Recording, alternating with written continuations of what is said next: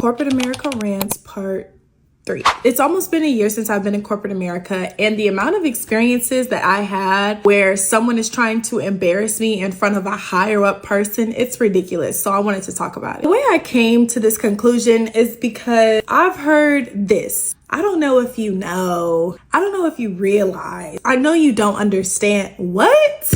Ooh, let's talk about it. Or, Jenna, did you reflect the space-time continuum to reflect the quantum theory of the biotech? Like, what are you even saying? And they do this in front of your manager. They do this in front of your senior manager. Bro, what are you even saying right now? You know what you're saying doesn't make any sense. You know you never even brought up to me these words before. Why are you trying to make it seem like I'm not doing my job in front of my manager? That's what really hurts my heart about people. They will really do this to you to make themselves look better. That's just the world we live in. I don't mind things like that. It just makes me see you as a different person, unfortunately. And managers see people like that too. Like, managers aren't dumb. They see what they're doing. It's unfortunate that they feel like they have to degrade you or belittle you to put themselves ahead. Managers are gonna look and see how you handle that situation, and that's how you get out of the situation. Handle it with grace, handle it with kindness. Don't get mad, because you're gonna want to get mad. My favorite one is when they try to be like, I don't know if you know, but the banana is yellow. What? Obviously, they're trying to make you sound unintelligent. They're trying to be smart with you. They're showing you how they feel about you. Don't fall for it. Corporate America is so amazing when you know how to navigate it. Be kind. Don't give in to the people, and go there to do what you came there to do. Okay? I gotta go to work, but until next time, peace, love, and applesauce. Bye.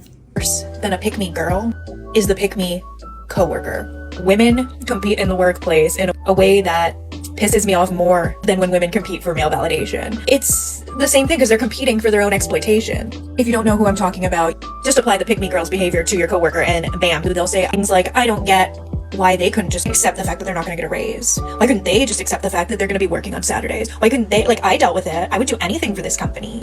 Like, I would bend over backwards. I mean, and you can argue that it's just like, oh, that's just what you do at work. Yeah, that's the problem. I don't feel like people talk about pick-me colleagues enough.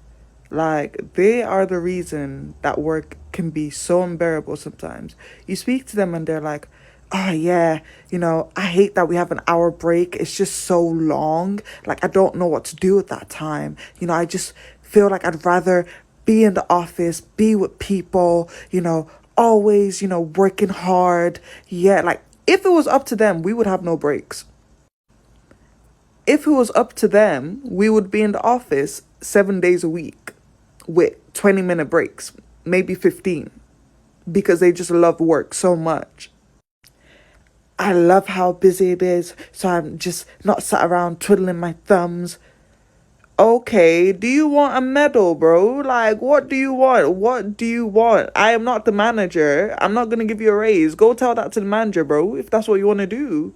Me girl is the girl that wants all the attention from guys, so much so she's willing to make other women look bad in that pursuit. Corporate pick-me is not what you think. It has nothing to do with boys, okay? You're the one around the workplace going, oh my God, no one seems to want to work anymore. I'm doing all the work. Why does no one want to work? I'm just picking up the slack. Another example is, oh my God, I'm the only person participating in meetings. It's like no one wants to turn their camera on anymore and participate.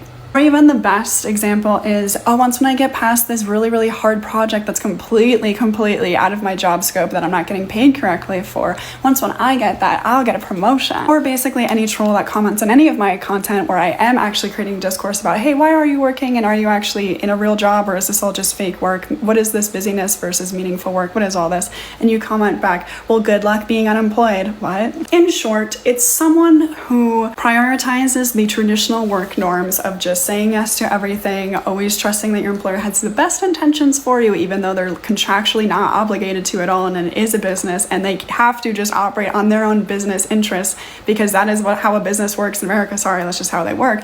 Instead of actually seeing that, you go, well, I'm a good worker. I like to work. I have work ethic. I actually care about my job. Okay, great. Good for you. If you care about your job so much, then why are you complaining about working because everyone else isn't? If you love working so much, go work. Just keep saying yes. Keep working. You love it, don't you? Dude, this is literally why I don't have friends, or why I'm so quick to lose friends. Because I'm just too real for this world. Like, bitches take everything I say to the heart. I was working with this girl at one of the streetwear events, It was a 2-day event, and on the first day, which was yesterday, she joked with me the entire day, kind of said some backhanded shit. But I took it because I don't care. I just joke back, whatever. And she even said to me, like, oh, I fuck with how you just joke back because some people get offended by what I say. I'm like, oh, okay, cool. Like, I can take it. Shit, as long as you can take it. So whatever. Today's the next day. And the guy bought one of the jackets that we were selling. We were told to take a picture with him because, you know, he purchased something. So in the process of us trying to get settled to take this picture with the guy, she's like fixing his shoes. She's all up on the jacket. Like, let me make you look good. Let me do this. Let me do that. So we're like 5 minutes into waiting on them taking a picture, and she's still like adjusting this man. Like, oh, let me fix this. Let me fix that. Oh, wait, let me get this right. And we're just standing there waiting for her to take this picture. I'm like, girl, just suck his dick. She was like, no, because I'm just fucking irritated now. She didn't talk to me for the rest of the day, y'all. Like, how the fuck you can't, when I joke, you can't take it? A lot of upkeep. Yeah, that would just take way too long. Okay. She's talking about pick-me's, you know, pick-me's in general. But what's crazy, I feel like I just had like an epiphany. Those exact types of questions are the types of questions that Black women in the workplace, especially like corporate spaces, get from women and men, but mainly women all the time. And when I say women, I mean non-Black women. Like, oh my God, your hair is different today. Wow, it must take so long. Or, oh my God, how do you type with those nails? I just don't think I could. Oh, well, how long does it take? Like, wow, the questions I've had in front of large groups of people. Oh my God, I like your lashes. But I heard that lashes will pull all of your natural lashes out. Like, so are you telling me that all these women are pick-me's of Black women? And you know what? It really aligns with the historical context of, like, you know, okay, what is a pick-me? A pick-me is somebody who wants attention, who wants to be chosen, and who will basically do something or say something to try and get that attention, or to try and like benefit themselves at someone else's expense. That is a pick-me. And historically, like, Black women, especially like, let's say in Louisiana with the Noir Code, Black women, even free Black women, by law had to like cover up their hair and stuff because, you know, there's a history of white women being jealous that their white husbands wanted to like rape the Black women and like blame the Black women who were like enslaved and stuff, you know, being jealous of that. And so like laws were made like, oh, Black women are being too like seductive or whatever, so you must cover up your hair. And then Black women still went and like found a way to make that beautiful art and wrap their head in like very artistic, beautiful ways. I digress. You know, it's like it all kind of ties in. It's like y'all are asking these questions in an innocent way, and when we're like, this is weird, this feels like a microaggression, everyone's like, oh, Black women, you're so sensitive, you're so angry. Okay, but these questions that white women are complaining about other white women or any other women saying to them and saying they're pick me, we get those questions all the time. Do you understand? So now it's clear to me they're being pick-me's. You know, oh my God, your hair. How do you get it like that? How long does it take? Oh my God, I bet you it takes all day. Like, wow. It's pick-me layered with like microaggression, i.e. with racism. Do you see where I'm going with this? Like, that's mind-blowing to me. That's being a pick-me.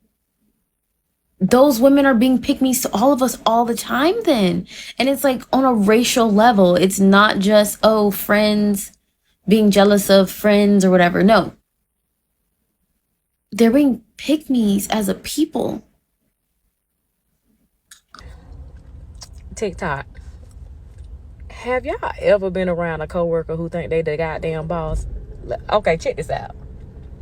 So, I had a coworker that every time I came to work, man, she would be like, you know, today you know, they're going to be writing people up for this, or, you know, if you do this, they're going to do that, or, you know, you better put your cell phones up. And I'm looking like, man, listen, I don't care. I don't care. I don't care what nobody doing. Only person I'm worried about is me. I don't care. I don't care. I don't care. People often ask, what's the best way to handle a coworker who thinks they're the manager? Well, I'm going to share with you the one sentence I use that works every single time. Sit the fuck down, you ain't the boss, bitch! This page is all about rebuking the toxicity. Lots of you follow me because you have a toxic boss, job, work, etc., etc. Or maybe you're just here for the vibes and my personality. And my most recent run-in has been with a toxic coworker. Now, she don't know who she dealing with. She don't know me. She don't know me. First off, these people usually have lots of time on their hands, so you gotta have some time too. And I mean, I know I'm acting petty, but these tips really aren't to be petty. They're really to maximize your work experience and to not let those people bother you. Okay, so these following tips are gonna be for if you have a supportive boss. If you do not, we will deal with those tips later. If you have a supportive boss, it's important to let them know about this coworker right away and not being a snitch. Here's how you do it. Here's how you do it. Just say, hey, this coworker has assigned me this, that, and this. Does that fit within my role? And do I report to this person? This makes your manager, number one, aware that someone else is assigning you tasks, and this starts the conversation for what you can and cannot do. And then you communicate that with the toxic little vessel. If your boss is not the most supportive, here's what you do. Say something like, hey, there's a lot on my plate this week and I've been getting tasks assigned to me by this person. Is it okay if we schedule a meeting or some time to talk about the priorities of the projects coming my way? So usually bosses who are more toxic or micromanagey don't love when other people are telling you to do things, especially if it takes away from the tasks that they've assigned you. So this can also be helpful in kind of alerting them to keep their eye. They can be toxic together, but you are above that. I also would never let this toxic coworker to speak on your behalf or speak for you in any meetings. You want to make sure that your face is shown and that you can speak up for yourself because you don't want them saying something on behalf of you. No, because you're not there to defend yourself. Like I said, these people have a lot of time on their hands, so you need to have some time too. Let me know if you want some more tips on how to deal with a little toxic vessel. Ocho!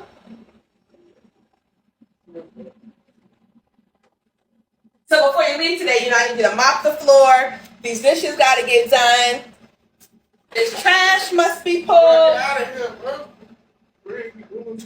No, you gotta, this is all stuff you need to do before you leave. Bro, I do that anyway without you having to do all that. I don't think. Bro, go ahead. There's no soap. Where's the soap? Come on, bro. You know we ain't got no soap, bro. What you mean we ain't got no soap? Bro, go talk to the real managers to get some soap. How you doing the dishes without no soap? Come on, bro. Why you over there for, bro? What's the soap? You don't even use soap on this. You use disinfectant. So let me know if y'all got this code with this one coworker, right? I think everybody got one. Who don't talk to people, but talk at people.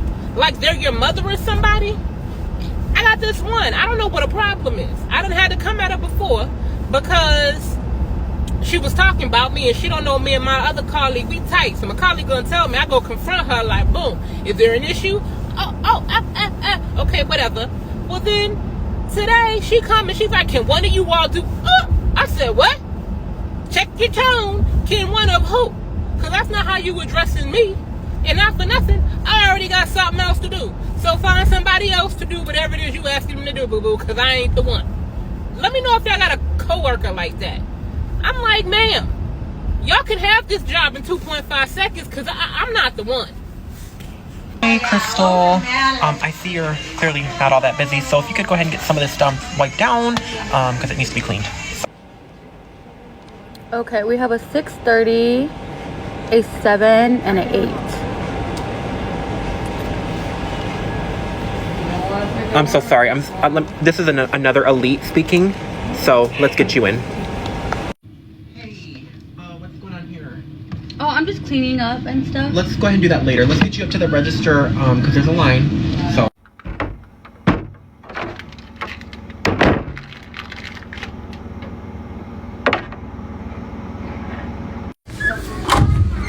You have been promoted. So we all know like the pick me girl thing, which is basically like people who do things for attention. I think there's a corporate version of that, and I'm going to tell you exactly what I mean. Just hear me out. So what would like constitute being a corporate pick me? Rolling your PTO over. It's the first one. For what? You're suffering for what? You're not taking your time off for what? Like arriving 5 minutes early or leaving 5 minutes late. For what? You're flexing on who? Organizing the boss's birthday party. Bitch, why are you doing that? You think I'm gonna get paid extra? That ex-coworker who's being a pick-me on LinkedIn. And I understand that we all need to be on LinkedIn because we all need jobs. Well, most of us do. But I will never be a pick-me for a job. And you know what I mean? It's the person who makes a big post about how progressive and amazing their company is for literally buying a packet of assorted biscuits for Are You OK Day and calling it a morning tea. The bar's on the floor. Stop giving them credit for doing less than the bare minimum. That's why I hate office pick-me's, and this is why you should hate them too. Let me just give you some examples of what an office pick-me is, since I know that this is kind of controversial. One example is you're talking to your other coworkers. You guys are saying, oh, our boss is giving us way too much work and it's unmanageable. Everyone is in agreement. Even that pick me in the corner is saying how much they don't like their boss and that the workload is just too demanding. Next day, you have a meeting with your boss and your entire team is there. The boss gives us more work to do and everyone kind of falls silent. And the boss says, oh, is this reasonable? Is this manageable? That pick me that was complaining all day yesterday about how they were up until midnight working on something and how they spent their entire weekend working on something says, oh, this is actually not a problem at all. So then when your boss asks that to the pick-me, who doesn't tell her how long it actually takes her to do these things, your boss thinks that you can all of a sudden take on more work too, because if the girl next to you is doing all of her work, then how are you not getting it done? And then the cycle just keeps repeating itself. You see how this is starting to turn into a problem. And I'm sorry if this is hurting anyone's feelings, but let's be honest. I don't live to work. I work to live. I will not be spending my weekends doing reports for a job that barely pays me enough to keep my head above water. So if it paid me that well, I wouldn't be here talking to you on TikTok. Okay, this is the final look. Hope you guys like listening to my little rants. This is literally my therapy. Bye. I got called to pick me at work yesterday, and it is throwing me for a little bit of a loop. Like, I am a girls. Like, I love women. I will pretty much always stand with women first until proven otherwise. That being said, I did grow up with mostly guys, but that really doesn't matter to me. Like, equal opportunity. I started baking for work at work, and I actually started baking again because one of the girls was talking about how much she wanted brownies or something, so I started bringing baked goods in. And I always offer them to the women first, but they're always on a diet or something. Like, there's a couple who will eat, but mostly it goes to the guys, because they're the ones who want to eat it. Like, I just leave it on the table and it's a free-for-all. Also, I'm not afraid of manual labor. I will get out in the parking lot and I will push carts and I will lift boxes and I will load trucks. Like, I don't care. I'm not saying anybody else has to. I just do. Last night, due to some weirdness with time and people going home, my buddy, Steven, ended up in the parking lot by himself pushing carts, which isn't his job. Also not my job. But I wasn't going to leave him out there by himself. Like, that's ridiculous. Apparently that makes me a pick-me? I don't understand. A form of a pick-me girl that we don't talk about enough, and honestly we just need to give more shit to, is people that try to make you feel weird for dressing up. But you're not really even dressed up for real. But, like, even if you were, why are you trying to make me feel weird for dressing up? Like, they'll cause a whole scene about it. They'll be like, oh my god, you're dressed up. You're dressed up. Where are you going after this, huh? I'm just going to class, babe. I'm just going to class, and I'm just wearing jeans. I'm not dressed up. It's jeans. Or, oh my god, who's the lucky guy, huh? Like, do you have a date after this? Are we so serious? And they'll say that shit loud as hell, too. Like, why are you screaming? Why are you yelling? Oh my god, I could never, girl. I could never. That seems like a lot of work. I could never. I literally, like, get up and, like, I put my clothes on and I run. Like, I've been wearing these sweatpants for, like, weeks. Okay, dirty. Like, if you like my outfit, just say that. If you like my outfit and you're mad that you're not wearing it, just say that. Like, just say that. But, like, I'll shut that shit down every time. Like, what's the point of this conversation? Like, can we have a conversation with substance? Can we, like, talk about the economic state of the world? Like, the thing is, you'll never make me feel bad for looking after my appearance. Like, there's nothing wrong with wearing sweatpants and shit. Tomorrow, I might wear sweatpants. But today, I was just feeling some jeans. Let's talk about pick-me culture, especially in male-dominated workplaces. If you're not familiar with what a pick-me girl is, a pick-me girl is someone who aims to stand out to men, often at the expense of other women. I like to share a personal experience from my corporate career. In our predominantly male workspace, where women make up less than 35% of the workforce, I found myself sitting across another woman of color. In a setting where we're a minority, you'd think connection would come naturally. But surprise, not so much. A few months into the job, I tried initiating conversation with her, only to be met with disinterest. She even went as far as saying that she didn't know I was here, like she's never seen me before. I found that weird because we're the only women of color seated in our area. It made me wonder, did I not make a good first impression? Fast forward and I noticed a stark difference in her interactions with our male colleagues. Pilates talks, coffee hangouts, a cheerier demeanor overall. And here's the thing, I've never seen her interact with our other female colleagues in a similar way. It's disheartening to see adult women playing into this pick-me behavior instead of supporting one another in an environment where we're already the minority. Fostering a culture of inclusivity is key. Let's strive to build each other up instead of competing. By calling out these behaviors, we can break these patterns and create a workplace where everyone thrives. Until next time. Just happened to grab an extra coffee. 2 sugars, right? Oh, isn't it your mom's birthday tomorrow? Wish her happy birthday for me. I noticed Keith did a sloppy job on these reports, so I went ahead and redid them for you. That is so funny. You're going away this weekend? Skiing? Oh my god, that is so relaxing. Well, anyway, have a good trip, and let me know if you want me to kind of keep an eye on things around here for you while you're gone. Just saw Creator talk about how at one of her jobs, everybody collectively didn't like her because she just went to work, stayed out the way. And my ex-co-workers, I'm still friends with a lot of them on Facebook, and they just recently went out of town. And I couldn't figure out for the life of me why this one particular ex-co-worker hang around these group of individuals, which ain't nothing wrong with them, but everything just clicked just now. If I have to kiss somebody's ass or pretend to be cool with them in order to keep my job, I would never have a fucking job. Even when I started working at that job, one of the higher ups, he has to come talk to us during orientation or the training process, and he was just saying how like he hate how cliquey it is, but he himself even had a clique, which that shit was crazy. Anyway, baby, if I need to be in a clique or to kiss somebody's ass in order to keep my job, I'm telling you right now, I would never have a job.